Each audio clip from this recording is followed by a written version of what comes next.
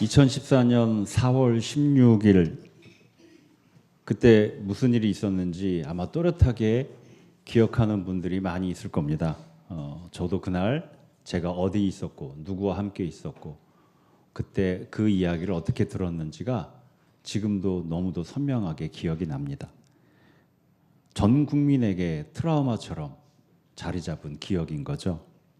그리고 12년이 흘렀어요. 세월호 참사가 일어나고 세월호 참사 가족들과 함께 교회가 동행그룹으로 함께 하자 해서 제가 그때 교단에 가서 함께 모였던 기억이 납니다. 무슨 이야기를 했냐면 10년 정도 세월호 가족들과 동행으로 같이 하면은 그 사이에 사고의 이유도 밝혀지고 세월호 가족들의 아픔도 좀 많이 따독거리게 되고 그래서 그분들이 일상으로 돌아가지 않겠느냐라는 이야기를 했어요. 그 10년이란 시간이 꽤 긴데 그 시간 동안 우리가 같이 가자라는 이야기를 함께 나누었는데 그 10년이 지나고 2년이 더 지났습니다. 그리고 아직도 세월호는 진행 중에 있죠. 거기에다가 여러분 그 사이에 무슨 일이 있었어요? 이태원 참사, 오송 참사, 제주항공 참사. 여전히 우리가 사는 이 세상에는 대형 참사가 끊이지 않고 있습니다. 그리고 이런 참사들이 일어날 때마다 이 세상은요, 이 세상의 시스템은 그것을 수습하기 위해서 주로 선택하는 방식이 하나 있습니다. 그거를 수습하기 위해서 이 세상이 선택하는 방식이에요. 그게 뭘까요? 슬픔의 사유화. 한번 따라해 보실까요? 슬픔의 사유화.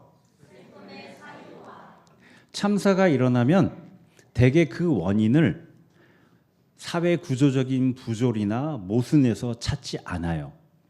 어쩌다 우연히 일어난 사고나 말단 책임자의 잘못으로 축소해서 돌립니다. 그리고 그 희생자들의 가족들에게 이렇게 이야기를 하죠.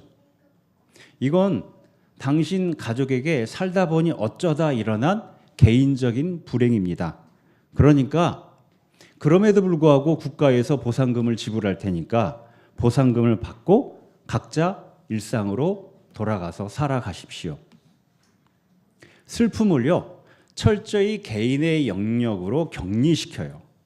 그리고 이 세상은 마치 아무 일도 없었다는 듯이 계속 일상의 평형 상태를 유지하려고 합니다.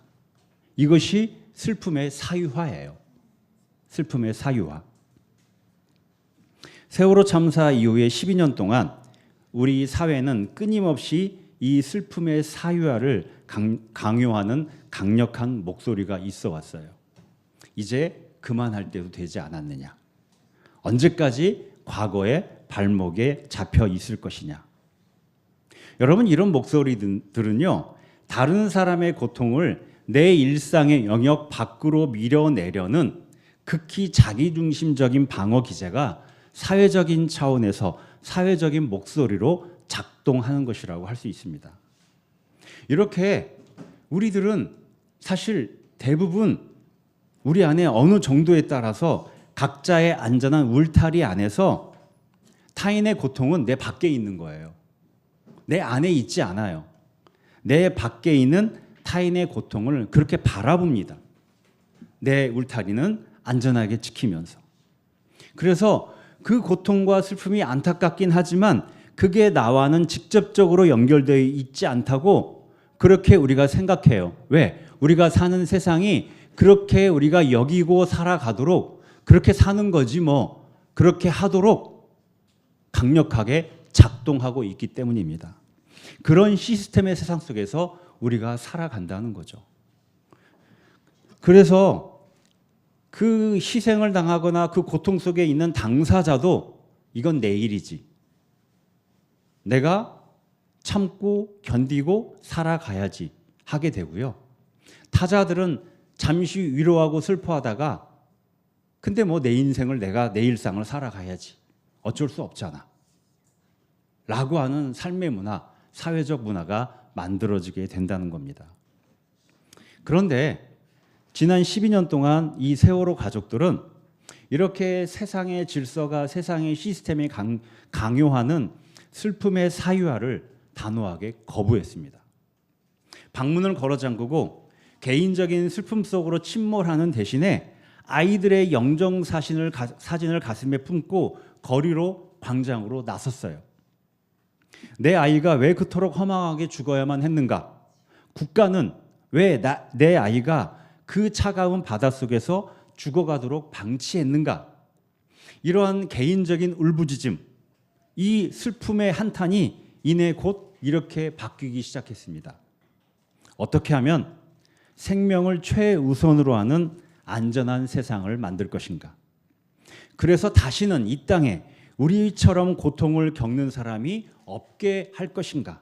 그런 안전한 세상을 어떻게 만들 것인가? 개인의 고통이 사회적 차원의 물음으로 승화된 것이죠.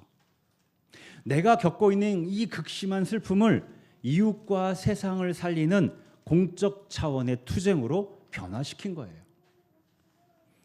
여러분, 이런 새로운 세월호 가족들의 모습에 대해서 세상의 반응은 어떠했을까요? 우리 출애굽기 5장 8절을 한번 찾아보겠습니다. 출애굽기 5장 8절.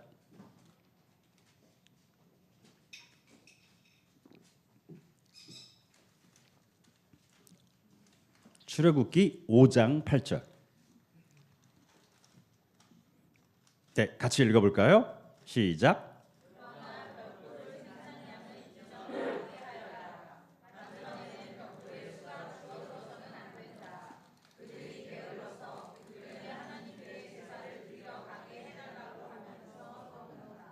네, 바로 왕이 한 이야기예요. 이집트의 그 압제로 너무 고통스러워서 비탄에 빠져서 이스라엘 백성들이 울부짖습니다. 그 외침의 이야기가 이집트의 권력자 바로 왕에게 전해졌어요. 그때 바로 왕이 뭐라고 하는 거죠? 게으름으로 매도하고 묵살합니다. 그리고 아직 덜 배고파서 덜 힘들어서 그런 거야. 저들에게 일을 더 많이 줘. 그러면 조용해질 거야. 라는 겁니다. 여러분, 지금의 세상도 이와 비슷해요. 안전한 세상을 만들자는 세월호 가족들의 외침을 정치적 선동, 보상금을 더 받으려고 하는 이기심, 이렇게 비판하고 조롱합니다.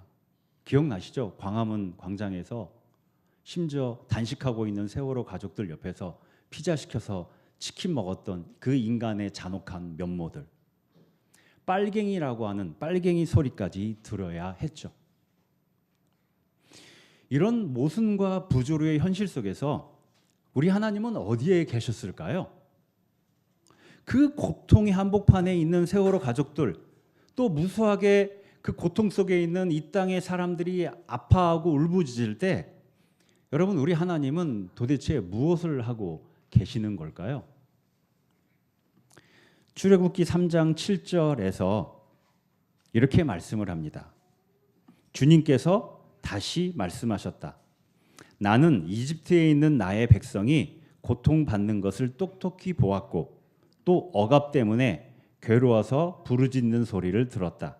그러므로 나는 그들의 고난을 분명히 안다. 하나님은 그 고통 속에 있는 이스라엘의 눈물을 명확히 보았고 들으셨어요. 여러분, 그냥 보고 들은 게 아니에요. 정확하게 표현하면은 나는 이스라엘의 눈물을 보고 또 보았고 그들의 소리를 듣고 또 들었다, 이거예요. 하나님은 외면하지 않으셨어요. 결코.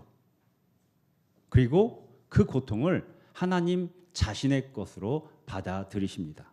나는 그들의 고난을 분명히 안다. 여기서 안다는 히브리어로 야다입니다. 들어보셨죠? 야다. 여러분, 야다는요, 고통 속으로 내가 직접 들어가서 내 몸으로 그 고통을 직접 겪는 거예요. 나도 똑같이 그 고통을, 내가 그 고통의 희생자처럼 고통에 들어가서 고통의 바닷속에서 나도 고통을 겪고 괴로워하는 겁니다. 이걸 한자어로 표현하면은 체휼한다. 체휼한다. 체휼하시는 하나님. 그 하나님께서 이렇게 말씀을 하세요. 이제 내가 내려가겠다.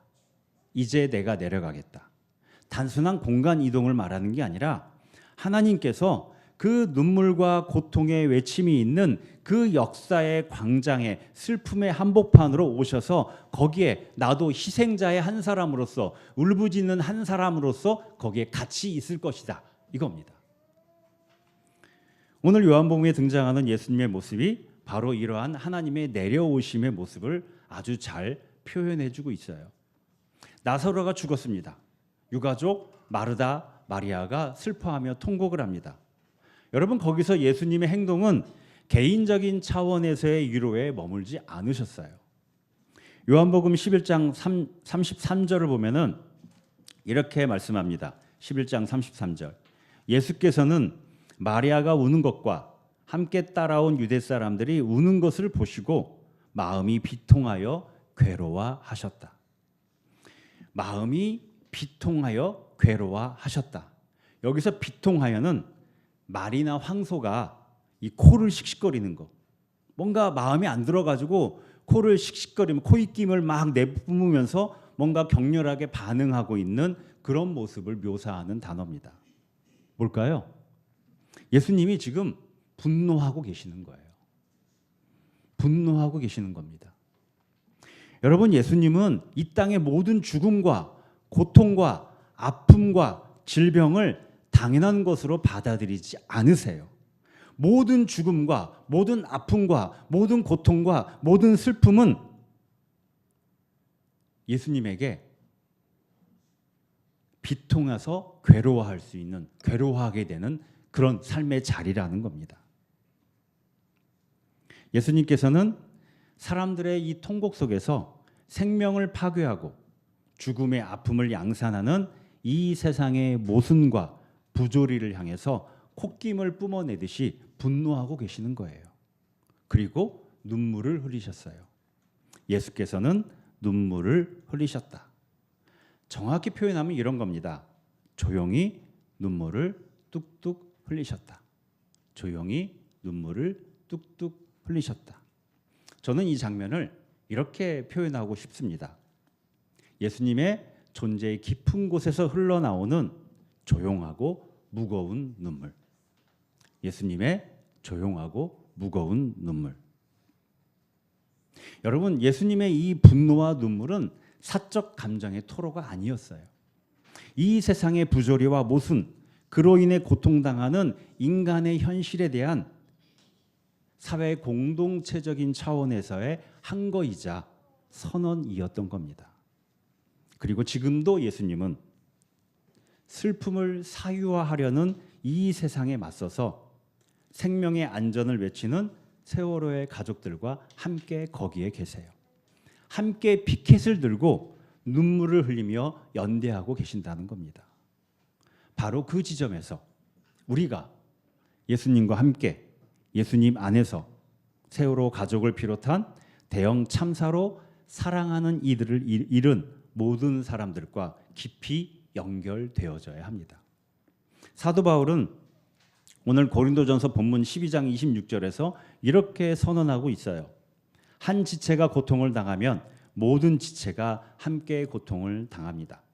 한 지체가 고통을 당하면 모든 지체가 함께 고통을 당합니다. 세월호 가족들이 광장에 흘리는 눈물과 땀은 그들만의 것이 아니라는 거예요. 내 일상의 울타리 밖에 있는 것이 아니라는 겁니다. 우리는 서로 연결되어 있고, 그래서 세월호 가족들의 고통은 우리의 고통과 연결되어 있고, 또 세월호 가족들의 외침은, 안전한 세상을 만들고자 하는 외침은 우리 모두의 안전한 삶을 위한 외침이라는 겁니다. 우리를 위한 외침이라는 거죠. 그래서 우리가 세월호 참사, 이태원 참사, 오송 참사, 제주항공 참사, 그 가족들의 슬픔에 연대하는 것은 단지 어려움을 겪는 이웃을 돕는 일방적인 행위가 아니에요. 일방향적인 어떤 행위가 아닙니다. 곧 그것이 나와 내 가족의 생명과 안전을 지키는 일이죠. 그리고 서로 파편화되어버린 이 세상 속에서 그리스도의 한몸됨을 회복하는 하나님 나라의 여정에 참여하는 일이기도 해요. 여러분, 예수님 안에서 하나님의 현존을 경험한 사람은 결코 이웃의 슬픔을 남의 일로 사사와 사유화 시킬 수 없습니다. 이렇게 이스라엘 백성의 고통의 현실 한가운데로 내려오셨던 하나님은 그 역사의 한복판에서 이제 모세에게 이렇게 말씀하시죠. 그러므로 이제 나는 너를 보낸다. 그러므로 이제 나는 너를 보낸다. 내가 이스라엘의 고통과 아픔을 보았고 또 보았다. 그 아파하는 소리를 들었고 또 들었다. 그러니 이제 너를 보낸다. 모세, 네가 가라. 여러분, 여기서 가라는 히브리어로 레카입니다. 레카. 단순히 여기서 이쪽으로 가라 이런 의미가 아니고요. 레카는 파송의 언어예요. 파송. 사람의 고통을 체휼하시는 하나님께서 그 자리에, 그 고통의 자리에 하나님의 사람, 당신의 사람들을 파송하시는 겁니다. 하나님의 구원이 거기서 이루어지도록 거기에 하나님의 사람을 보내는 거예요. 하나님께서 이루시는 정의와 평화, 사랑과 자비의 세상, 그 하나님의 나라는 하나님을 믿고 신뢰하는, 하나님의 현존과 활동하심을 믿음으로 동의하고 지향하는 바로 그 하나님의 사랑을 통해서, 하나님의 사람들을 통해서 이루어져 간다는 겁니다. 그런 말이 있죠. 우리말에 슬픔은 나눌수록 반으로 줄어든다. 그런 말이 있습니다. 그런데 여러분, 슬픔의 연대는 그런 차원의 개인적인 차원의 위로를 넘어섭니다. 슬픔은, 아픔은 연대할수록 세상을 바꾸는 변혁의 힘이 돼요. 변혁의 힘이 됩니다. 우리가 이렇게 매년 세월호 기억 예배를 드리는 것은 슬픔의 사유화를 강요하는 이 세상에서 기억하고 연대하는 하나님의 파송을 선택하는 실천인 겁니다.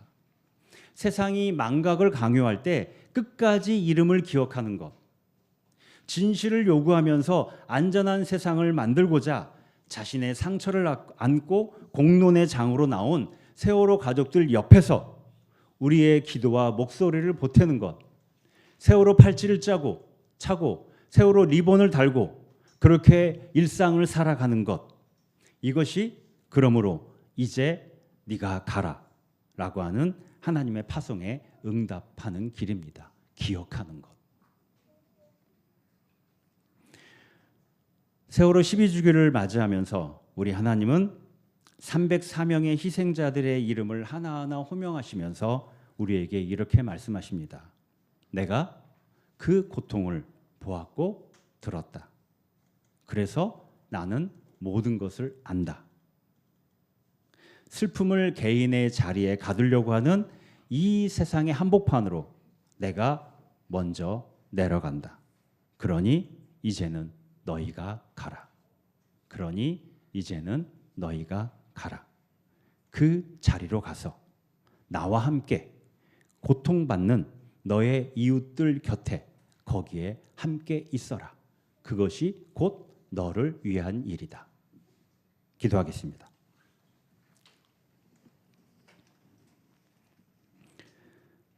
하나님, 오늘 우리는 슬픔을 사유하려는 세상 가운데 304명의 이름을 기억하며 함께 모였습니다. 특별히 매년 이 시기가 되면 너무도 큰 아픔의 시간을 보내야만 하는 세월호 가족들과 함께 하시고 모든 생명이 안전하게 존중받는 세상을 향한 이 여정에 하나님의 크신 위로와 능력으로 동행하여 주시옵소서. 슬픔의 광장으로 내려오셔서 눈물 흘리시는 하나님처럼 우리도 고통받는 이웃들의 곁을 함께하며 같이 울고 같이 걷는 연대의 공동체로 살아가게 하옵소서. 예수님의 이름으로 기도합니다. 아멘.